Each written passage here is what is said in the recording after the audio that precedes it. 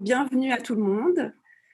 Je suis contente de voir qu'un grand nombre se connecte pour cette séance sur la mobilité haute.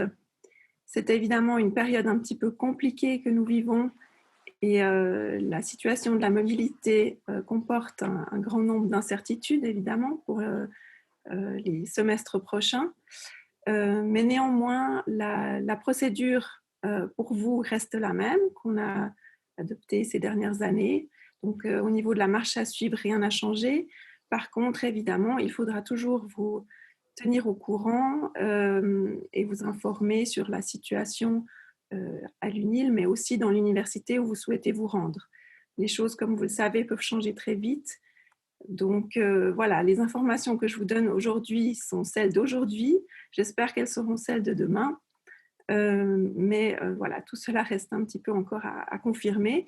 Ce qui peut peut-être vous rassurer, c'est que la plupart des universités dans le monde sont dans la même situation, ce qui veut dire que vous allez probablement aussi bénéficier d'une certaine flexibilité quand il s'agit par exemple d'annulation de dernière minute ou de modification de votre projet, de la destination. Alors tout n'est pas possible, cela dépend évidemment du moment où le problème se pose, mais on va en tout cas essayer, nous aussi, d'être flexibles et de proposer à chacun et chacune voilà, la meilleure solution au moment donné pour que vous puissiez partir dans de bonnes conditions et vraiment profiter de ce séjour mobilité.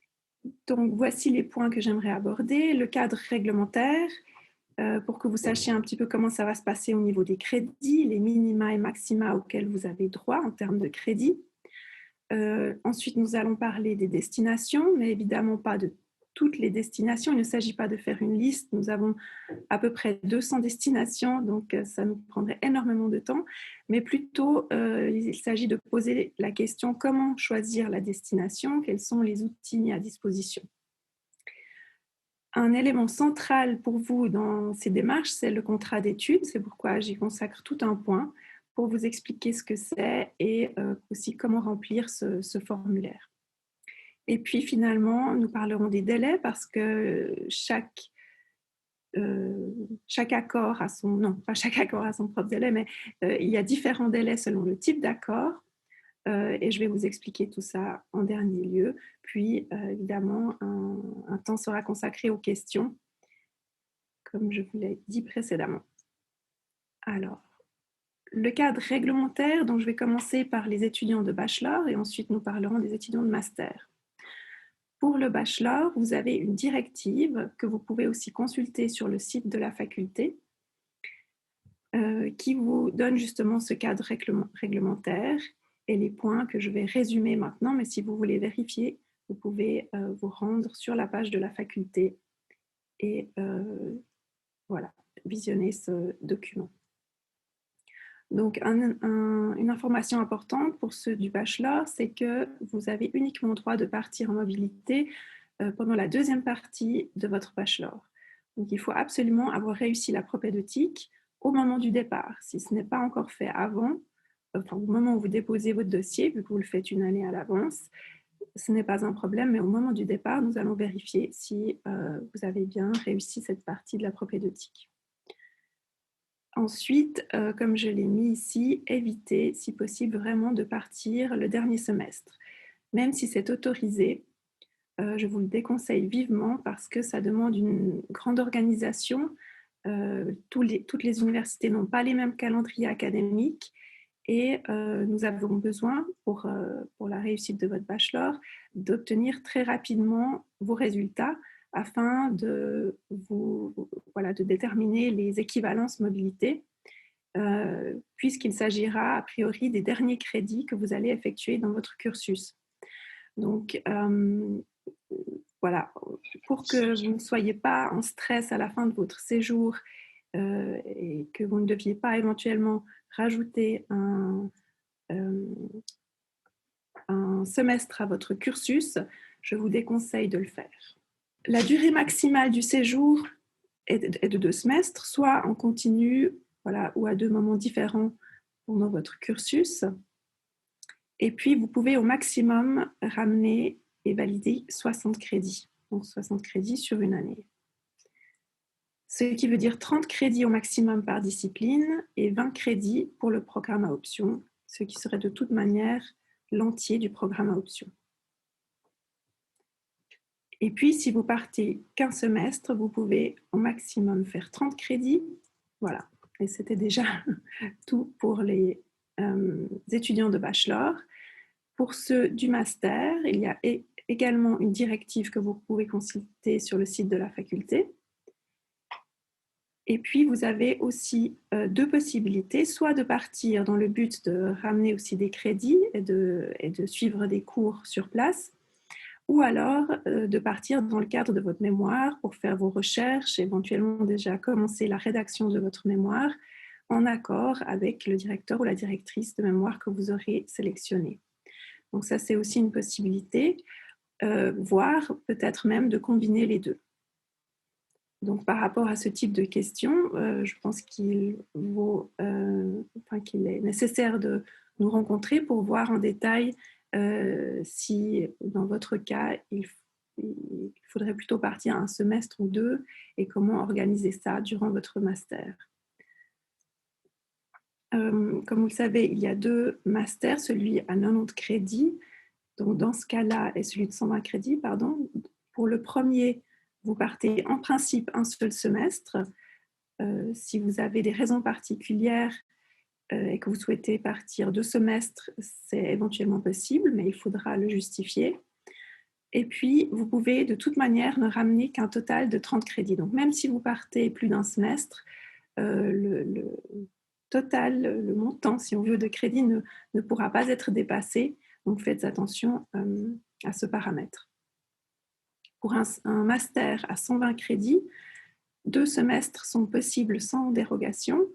Et puis, vous pouvez réaliser au maximum 45 crédits, 20 par discipline et 10 pour votre spécialisation.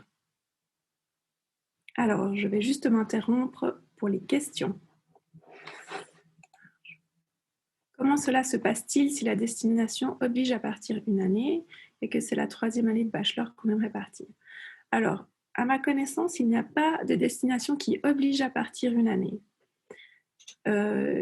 Et puis, encore une fois, vous pouvez partir toute la 3e année du bachelor, simplement qu'il faudra vraiment être très attentif et déjà vous renseigner peut-être même auparavant de savoir à quel moment les relevés de notes sont envoyés chez nous pour voir si c'est possible et au niveau de notre calendrier à l'UNIL. On peut partir 2 semestres en BA et en MA. Oui, alors on peut partir 2 semestres pendant le bachelor et repartir encore une fois au master, tout à fait. Y a-t-il un nombre de crédits minimum à faire lorsqu'on part? Alors c'est justement le point suivant. Donc je vais pouvoir y répondre directement. Je crois que c'était tout pour l'instant au niveau des questions. Donc oui, il y a un minimum à réaliser, 15 crédits pour un séjour semestriel et 30 crédits pour une année. Il y a une exception, c'est si vous partez uniquement dans le cadre du mémoire, où vous n'avez plus de minimum de crédits. Vous pouvez évidemment, et c'est même très recommandé, de choisir quelques cours en lien avec le sujet de votre mémoire ou même par simple intérêt, profiter de l'offre de l'université le temps que vous y êtes, mais on ne vous demande pas un minimum de crédits à la différence des autres.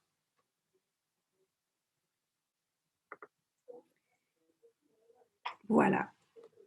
Donc, pour le point 2, je voulais vous présenter la base de données des accords d'échange qui se trouve aussi sur le site de la mobilité Out de notre faculté. C'est là que vous allez trouver toutes les destinations possibles. Donc, le plus simple est de sélectionner la faculté, puis là où les disciplines pour lesquelles vous voulez partir. Donc, vous avez, si vous êtes par exemple au bachelor, 2 disciplines. Vous pouvez soit sélectionner les 2 pour déjà voir si vous avez des universités qui offrent ces 2 disciplines.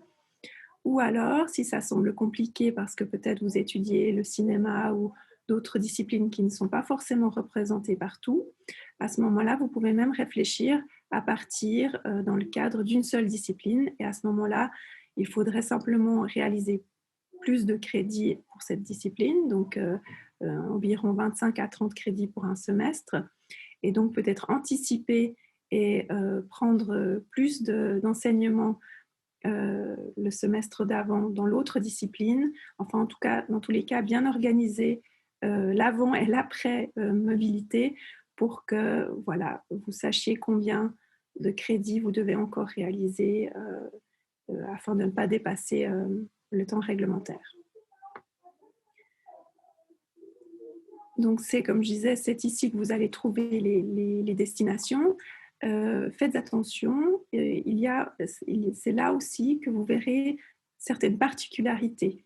Donc, si par exemple un test de langue est demandé, si le délai est différent, ou voilà, pour toutes les particularités, une fois que vous aurez cliqué sur la fiche de l'accord, vous allez trouver ces informations-là.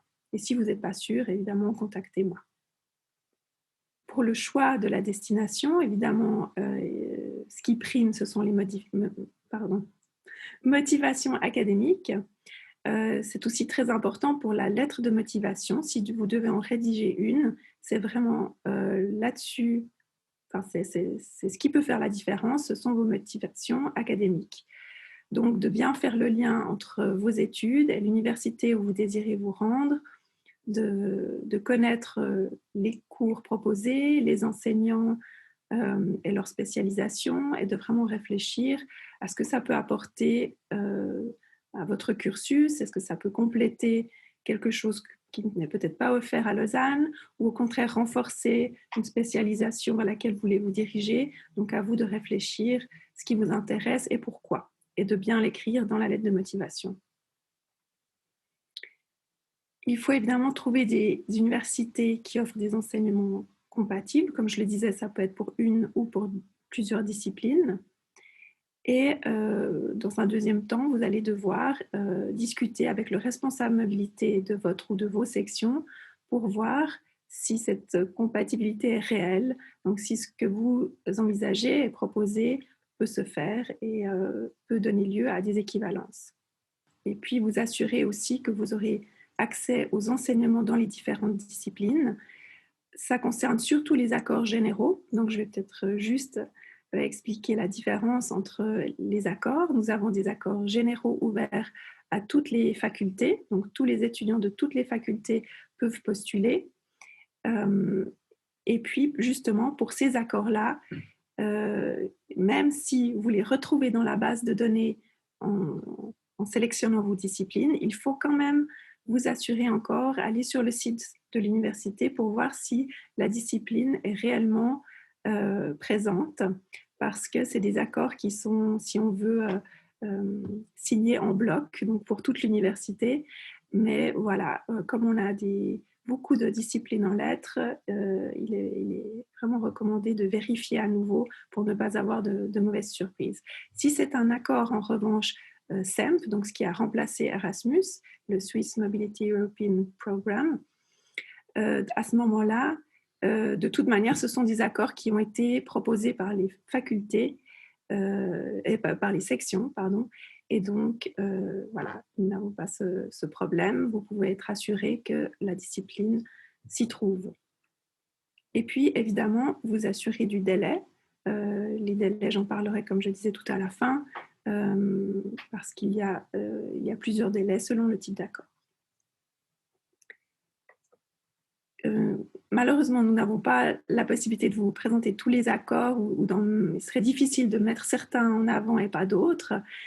Mais il y a un accord qui est un tout petit peu particulier et qui peut éventuellement intéresser un large public, parce qu'il ne s'adresse pas à des étudiants d'une discipline particulière, mais vraiment à tous les étudiants de lettres. C'est l'accord que nous avons avec Venise. Alors, nous avons plusieurs accords à Venise, mais ici, il s'agit de l'Université internationale. Et ce qu'il y a de particulier, c'est que chaque semestre, les professeurs du monde entier y sont invités. Et donc, voilà, et ce ne sont jamais les mêmes enseignants et les mêmes sujets qui sont donnés. C'est très interdisciplinaire. Donc, pour ceux qui voudraient, par exemple, valider plusieurs ou beaucoup de crédits au programme à option, c'est quelque chose qui s'y prête bien parce que c'est justement pas lié tellement à une discipline. Ça peut toucher les sciences sociales, la politique, les sciences de l'environnement. C'est très large. Et donc, voilà, si vous avez envie de découvrir cette université, et je vous encourage à, voilà, à venir me voir pour qu'on en parle plus en détail. Et puis, je profite aussi pour en dire que le programme à option, mis à part pour cet accord, ce n'est pas un but en soi où vous n'allez pas pouvoir partir pour valider uniquement des crédits dans le programme à option. Ces crédits donc relativement libres. Vous partez dans le but vraiment de trouver des enseignements que vous pouvez ensuite intégrer à votre bachelor ou à votre master, donc dans les disciplines. Ensuite, si vous voulez aussi réaliser des crédits dans le programme à option, vous pouvez le faire en plus.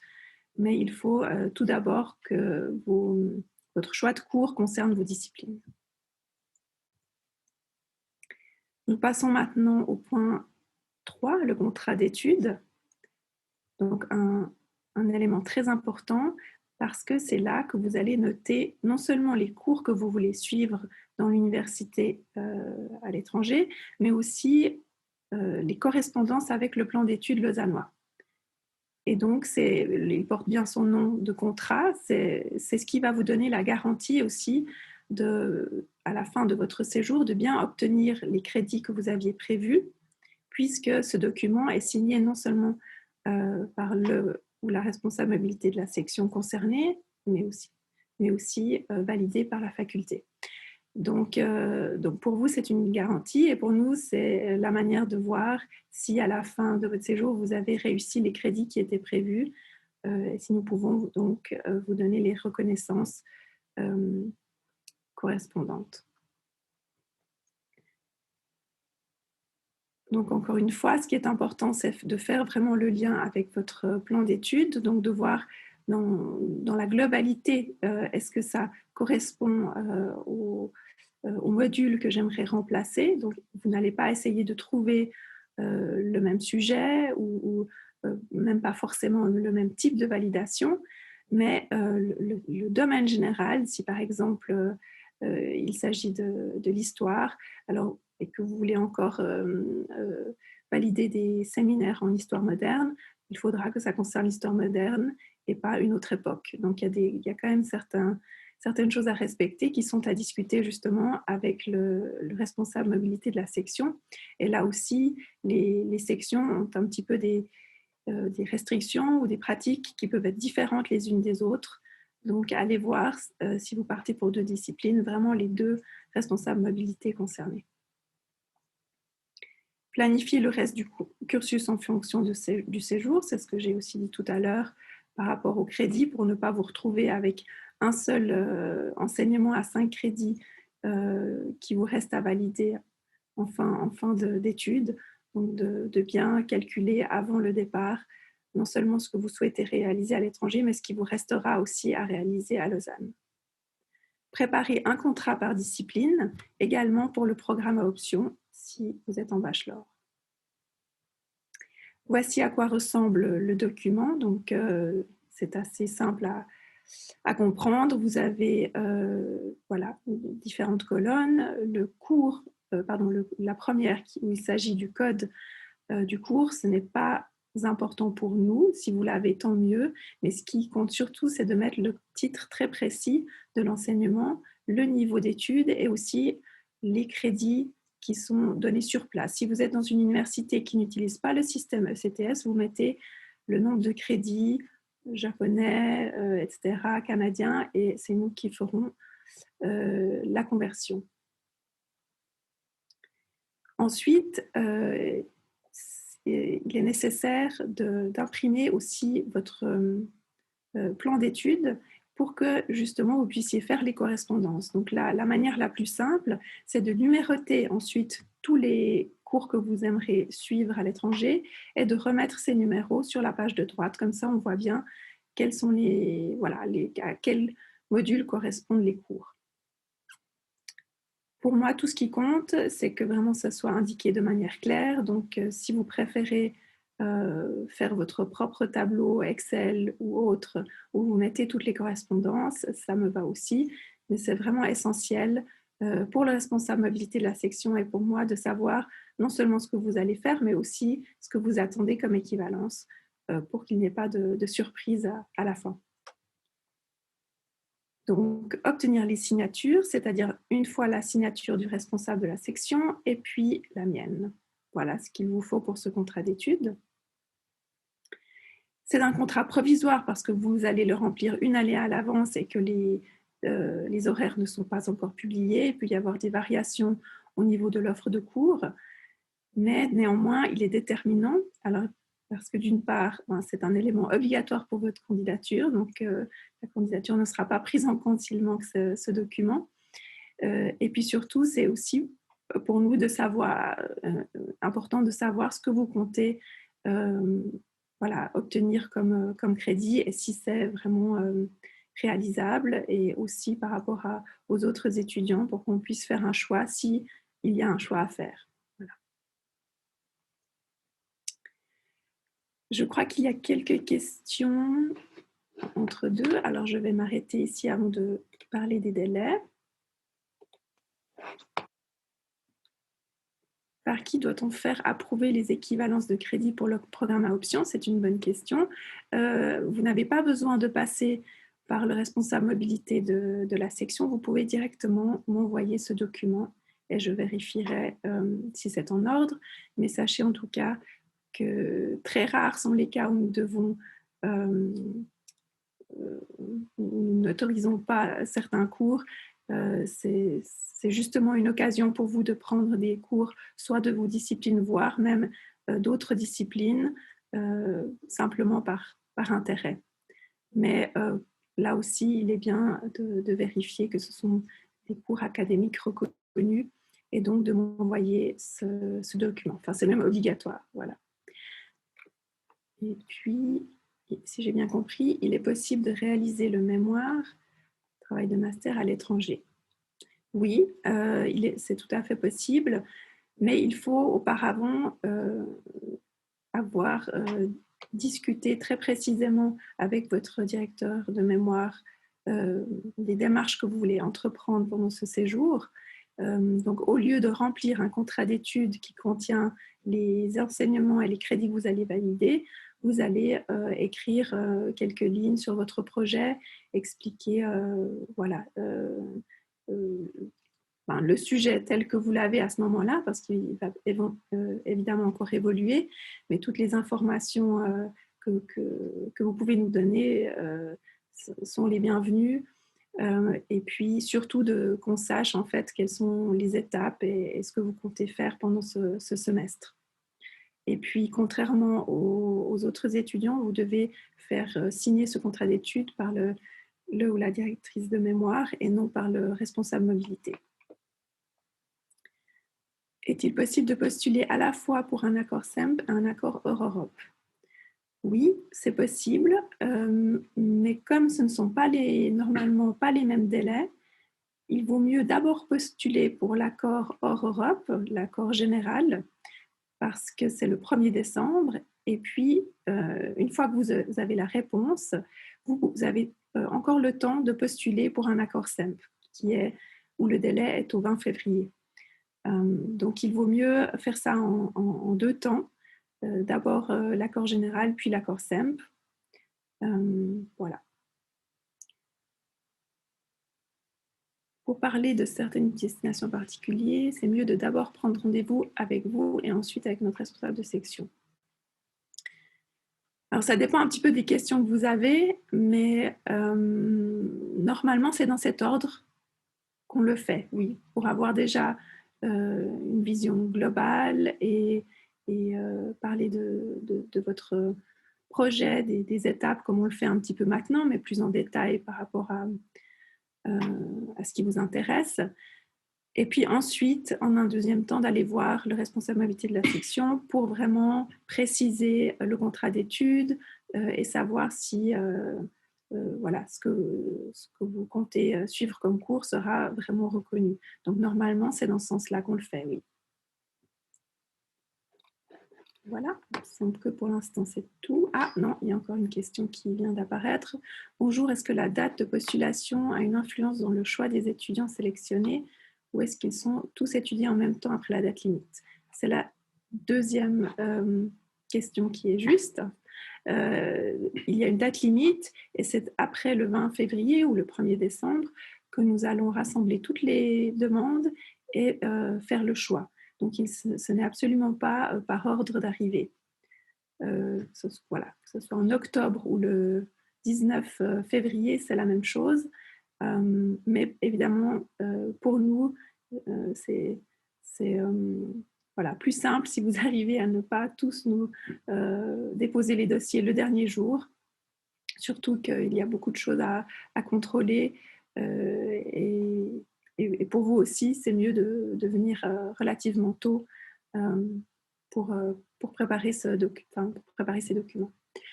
Combien de temps faut-il attendre pour recevoir une réponse à une candidature en accord SEMP? Alors, je vais déjà répondre à cette question-là. Ça va relativement vite. Donc, le dépôt, c'est le 20 février et ensuite, normalement, 2 à 3 semaines plus tard, vous allez déjà obtenir une réponse. Donc, voilà, ça va vite. Après, comme cette réponse vous est donnée par les responsables mobilité des sections et qu'ils n'ont pas tous le même nombre d'étudiants, il peut y avoir des différences entre sections. Donc, ne soyez pas étonnés si vous avez une réponse de la part ou si vous savez qu'un étudiant a déjà obtenu une réponse dans une autre section et vous pas. Voilà, c'est évidemment dû au nombre d'étudiants et de demandes.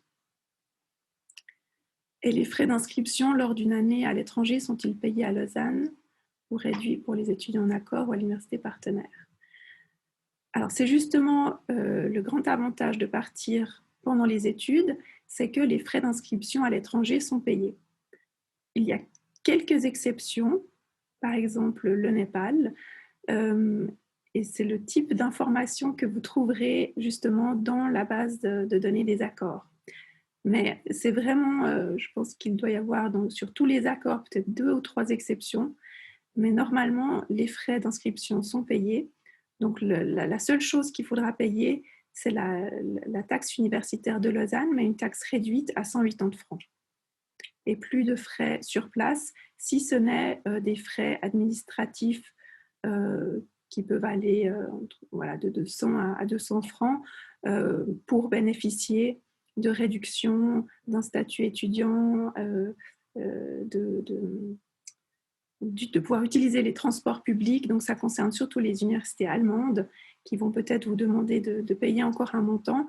Mais finalement, ce montant, il va être vite comptabilisé parce que justement, vous avez accès à des musées, à des cinémas, à des théâtres avec des prix préférentiels. Et en plus de ça, vous pouvez utiliser tous les transports publics de la ville, voire même de toute la région. Donc, c'est les seules taxes à ma connaissance qui peuvent encore venir par la suite. Faut-il une lettre de motivation dans le dossier? Pas pour toutes les destinations. Ça aussi, vous pouvez vérifier dans la base de données. Donc, normalement, pour les accords SEMP, il n'y a pas de lettre de motivation, sauf pour les étudiants d'anglais, de la section d'anglais. Parce que là, il y a tellement d'étudiants qui partent qu'il faut faire un choix et savoir un petit peu qui, aussi selon les intérêts et voilà, les lettres de motivation qui va plutôt être sélectionné dans une université plutôt que l'autre. Mais normalement, pas de lettre de motivation pour les SEMP. Par contre, pour les accords généraux ou facultaires, oui. Voilà, ça c'est de manière générale, après à vérifier au cas par cas. Et juste encore une question, où pouvons-nous trouver les cours proposés par les universités à l'étranger? Alors, ça, évidemment, je ne peux pas vous donner une réponse très concrète parce que chaque université a son site Internet et voilà, pour certains, c'est très facile d'accès et, pour d'autres, il faut passer un peu plus de temps à trouver ces informations. Mais normalement, les cours proposés, les cursus, tout ça devrait figurer sur leur site Internet. Et si vous avez de la peine à comprendre le fonctionnement du site, à ce moment-là, je vous encourage à contacter directement le responsable de la mobilité IN ou le service mobilité de l'université choisie. Souvent, il s'agit du International Office. Et comme ça, vous pouvez poser ces questions parce qu'il y a tellement d'accords que, voilà, que ce soit le SAS ou moi ou d'autres personnes qui travaillons pour la mobilité, on n'a pas la possibilité de connaître tous ces sites et de vous expliquer comment accéder à ces cours. Mais voilà, soit vous y arrivez par vous-même en fouillant sur le site web, ou alors contactez vraiment le service mobilité de l'université en question. Est-ce qu'on est obligé de mettre 3 choix ou un seul suffit si peu de gens postulent? Vous n'êtes pas obligé de mettre 3 choix, mais c'est recommandé, en tout cas au minimum d'en mettre 2 pour que vous puissiez partir. Parce que si vous n'en mettez qu'un, voilà, les chances diminuent et le but, c'est quand même pour vous de partir. Donc, je dirais au minimum 2, voire 3, c'est bien. Que se passe-t-il s'il n'y a pas 3 universités qui proposent nos 2 branches principales? Alors, à ce moment-là, vous pouvez par exemple en mettre 2 avec vos 2 disciplines, et puis une 3e, voire 4e, qui proposerait uniquement une des 2 disciplines. Encore une fois, on a aussi chaque année des étudiants qui partent pour une seule discipline, et ça fonctionne aussi. Donc, parfois, il n'y a pas le choix d'ailleurs, selon les disciplines. Voilà. Je crois qu'on est bon pour les questions pour l'instant. Je retourne donc à la présentation. On a en fait, je crois, déjà parlé des délais, mais je vais quand même voir si j'ai rien oublié. Ou non, on n'a pas parlé de tous les délais. Il y a aussi la mobilité suisse. Donc là, par exemple, c'est le prochain délai jusqu'au 15 octobre pour partir au semestre de printemps prochain. Donc la mobilité suisse, c'est ce qu'il y a de plus simple au niveau administratif, dans le sens où on a la garantie d'avoir une place. On a assez de places et relativement peu de demandes. Donc, c'est le grand avantage. Vous savez déjà maintenant, si Berne vous intéresse, Zurich, etc., que vous allez pouvoir partir. Le 1er décembre est le prochain délai. Donc là, il s'agit des accords généraux. Normalement, ça concerne plutôt les accords Euro-Europe. Il y a quelques exceptions, c'est pour ça qu'on a mis les 2, mais c'est surtout Euro-Europe, donc les États-Unis, l'Australie, le Canada, etc. Puis, les accords SEM pour le 20 février et les accords facultaires en Europe et hors Europe. Et finalement, le 1er avril pour la mobilité suisse, mais cette fois pour le semestre d'automne d'après. Donc voilà les délais à retenir. Donc si jamais cette présentation PowerPoint va aussi être mise à disposition sur le site de la mobilité Out. Donc si vous n'avez pas réussi à prendre les notes nécessaires, vous pourrez tout à fait consulter cette présentation ultérieurement. Pour préparer sa candidature, donc les contrats d'études, tout d'abord, c'est dans cet ordre-là. Une fois que vous avez une idée de ce que vous voulez choisir comme cours et ce que ça validera à Lausanne, allez voir les responsables mobilité des sections. Et puis préparer tous les annexes, s'il y a des annexes. Donc les annexes, ça concerne là aussi surtout les accords généraux, étant donné qu'on doit faire un choix plus important entre étudiants. La plupart des accords généraux demandent un certificat de langue si c'est dans un pays non francophone, des lettres de motivation, un CV. En revanche, il n'y a plus besoin de lettres de recommandation comme il y a encore quelques années. Donc ça a changé. La seule chose qui peut arriver, c'est que l'université demande une lettre de recommandation, mais alors à ce moment-là, ça sera demandé après le délai. Donc pour l'instant, en tout cas, ne vous préoccupez pas de ces lettres de recommandation. Et puis ensuite, quand vous avez tous les documents nécessaires, vous pouvez déposer votre dossier soit en passant durant mes heures de réception ou alors directement dans la boîte aux lettres qui se trouve à l'entrée du couloir. Comme je l'ai mis ici, il faudrait amener la version originale, donc papier. Et puis ceci, au plus tard, une semaine avant le délai, donc avant le 20 février, pour que nous puissions bien vérifier que le dossier est complet, que les signatures voilà, y figurent, etc. Donc, c'est plutôt pour vous que je mets cette information. Évidemment qu'il y a un délai, donc si vous déposez à la dernière minute, on va accepter, mais par contre, si ça sera incomplet, c'est plus embêtant. Donc, essayez vraiment de venir au plus tard, une semaine avant le délai, avec le dossier complet. Ce qui va se passer ensuite, c'est qu'il faudra encore vous inscrire auprès de l'université d'accueil.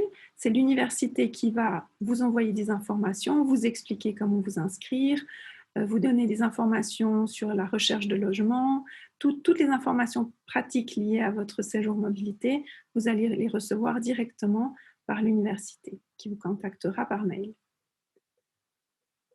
Au début du séjour, très probablement, vous allez devoir modifier votre contrat d'études, vu que c'est à ce moment-là que vous aurez l'horaire des cours et que peut-être certains cours seront remplacés. Donc, on est tout à fait conscient qu'il y a des changements qui se font à ce moment-là, mais ne tardez pas trop à nous communiquer les modifications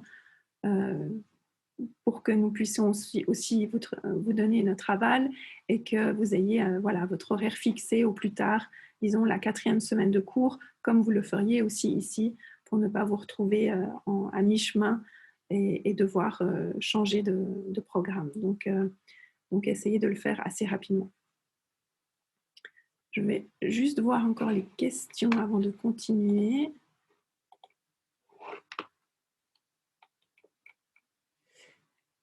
Est-ce que c'est normal que sur une université avec un accord SEMP, il n'y a aucun cours en lien avec nos 2 branches principales qu'on a sélectionnées en base de données des accords?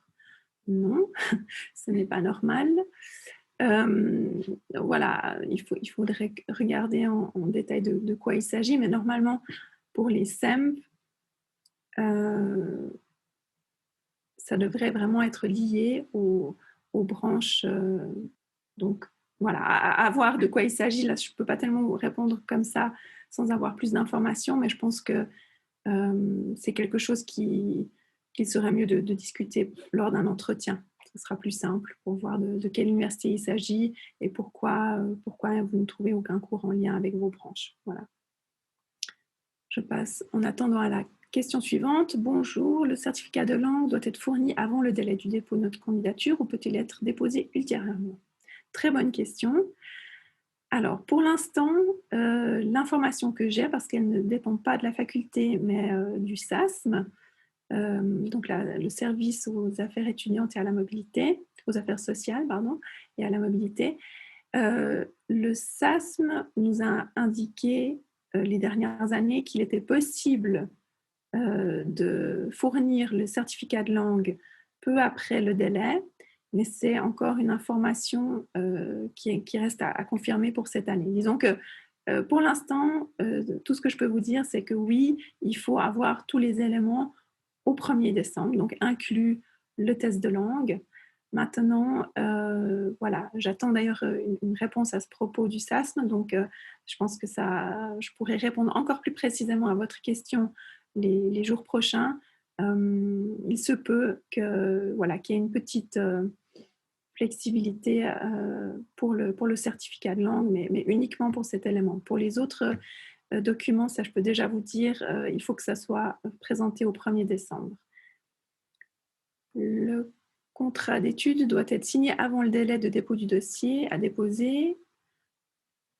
Oui, exactement. Une fois que vous venez déposer votre dossier, toutes les signatures doivent figurer sur le contrat d'études.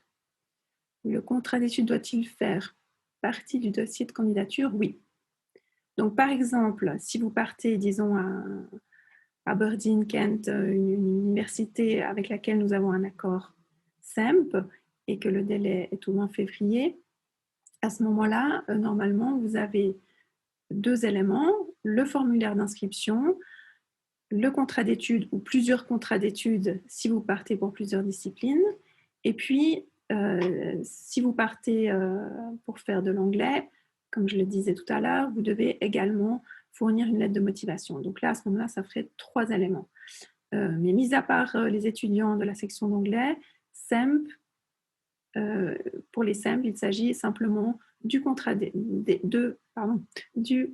d'études et du formulaire d'inscription.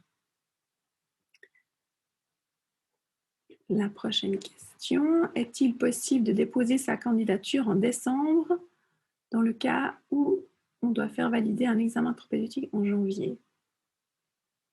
Donc là, est-ce que vous pensez aux accords SEMP, enfin à quel délai?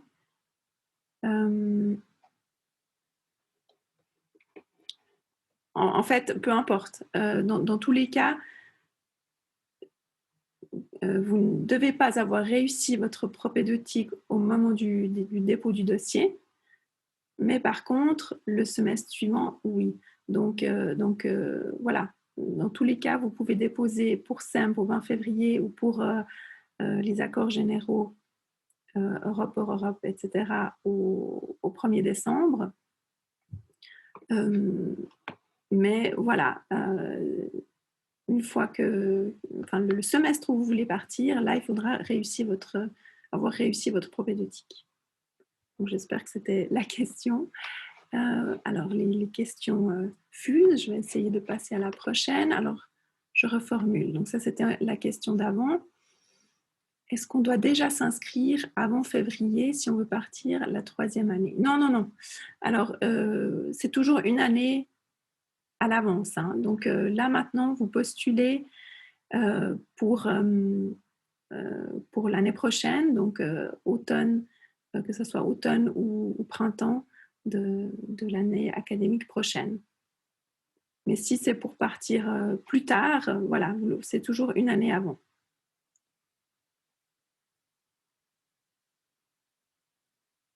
Ok, je crois qu'on est bon. Donc, je reviens encore une fois. Ah non, une question de plus. Est-il possible de valider des cours à Genève dans une de mes branches tout en restant à l'UNIL pour les autres, etc. etc. Alors là, ça, c'est encore une question bien différente.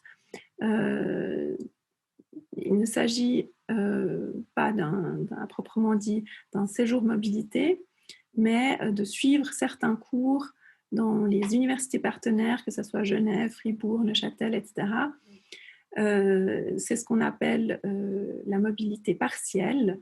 On a un réseau d'universités, le Triangle Azur, qui permet justement de suivre des cours dans ces universités. Et la procédure est très différente. Vous n'avez pas besoin de l'accord du responsable mobilité de la section, mais de l'accord du responsable de plan d'études. Donc là aussi, c'est une question un petit peu spécifique.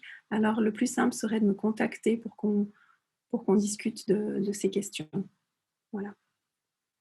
Est-il possible de partir pour un semestre et de prolonger le séjour sur place? Oui, mais évidemment, on ne peut pas vous donner de garantie. Donc, ça s'est déjà fait. On a eu des cas d'étudiants qui sont partis d'abord pour un semestre et puis ont demandé une prolongation. Et en règle générale, ça marche. Mais voilà, il faut qu'on voit aussi déjà le nombre de demandes qu'on a pour le semestre suivant et si on peut justement, si au niveau des places, c'est suffisant. Si c'est le cas, évidemment, et que l'université où vous êtes accepte aussi le prolongement, il n'y a aucun problème. Donc oui, mais sans garantie, c'est ça. J'étudie dans une autre faculté, en GSE, plus les lettres. Je ne vois aucune destination en Allemagne qui propose de l'allemand et de la géo. Alors, de tête, je ne peux pas vous dire si on a effectivement des universités qui proposent les deux. Si ce n'est pas le cas, alors à vous de voir si vous préférez suivre des cours pour l'allemand ou pour la géographie. Et puis éventuellement, par la suite, de demander à l'université si vous avez le droit de suivre un ou deux cours d'une discipline hors accord, si on veut. Donc ça aussi, c'est quelque chose qui ne dépend pas de nous, mais de l'université où vous allez.